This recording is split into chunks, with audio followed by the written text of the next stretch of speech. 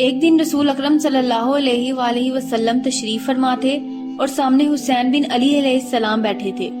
رسول اکرم صلی اللہ علیہ وآلہ وسلم نے امام حسین علیہ السلام کو اپنی گود میں بٹھایا اور فرمایا، شہادت حسین علیہ السلام سے مومنین کے دلوں میں ایسا عشق اور ایسی حرارت پیدا ہوگی جو کبھی ٹھنڈی نہیں پڑے گی۔ پھر امام صادق علیہ السلام نے روتے ہوئے فرمایا، میں قربان جاؤں ہر آنسو کے شہید پر۔ پوچھا گیا اس سے کیا مراد ہے؟ فرمایا، کسی مومن کے سامنے ذکر حسین علیہ السلام نہیں ہوگا مگر یہ کہ اس کی آنکھوں سے آنسو جاری ہو جائیں گے۔ امیر المومنین علی علیہ السلام نے ایک دن امام حسین علیہ السلام کو دیکھا تو فرمایا، اے ہر مومن کی آنکھ کے آنسو۔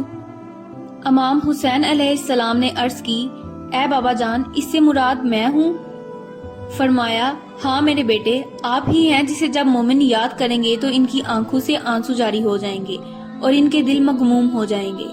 خود حضرت امام حسین علیہ السلام نے فرمایا، میں وہ شہید ہوں کہ جب بھی کوئی مومن مجھے یاد کرے گا تو رو پڑے گا۔ قیامت کے دن ہر آنکھ روئے گی مگر وہ آنکھ جو حسین علیہ السلام پر روتی رہی ہو، وہ قیامت کے دن خوشحالی سے مسکرائے گی جبکہ اسے جنت کی نعمتوں کی بشارت دی جائے گی۔ امام حسین علیہ السلام پر اشک برسانا در حقیقت حضرت فاطمہ سلام اللہ علیہ اور پیغمبر اسلام صلی اللہ علیہ وآلہ وسلم سے ہمدردی اور ادائے حق اہل بیت علیہ السلام کی علامت ہے۔ محرم ایسا مہینہ ہے کہ زمانہ جاہلیت میں لوگ اس مہینے میں جنگ کو حرام جانتے تھے، لیکن اس جفاکار امت نے اس ماہ کی حرمت کا پاس نہ رکھا اور ہمارے خون کو حلال، ہمارے احترام کو ضائع اور ہمارے اہل بیت علیہ السلام کو اسیر کیا۔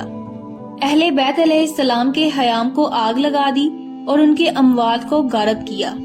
ہماری اور رسول صلی اللہ علیہ وآلہ وسلم کی حرمت کا پاس نہ رکھا۔ امام حسین علیہ السلام کی شہادت کے روز ہماری آنکھوں کو مجروح، آنسوؤں کو جاری اور ہمارے عزیزوں کی بے احترامی کی گئی۔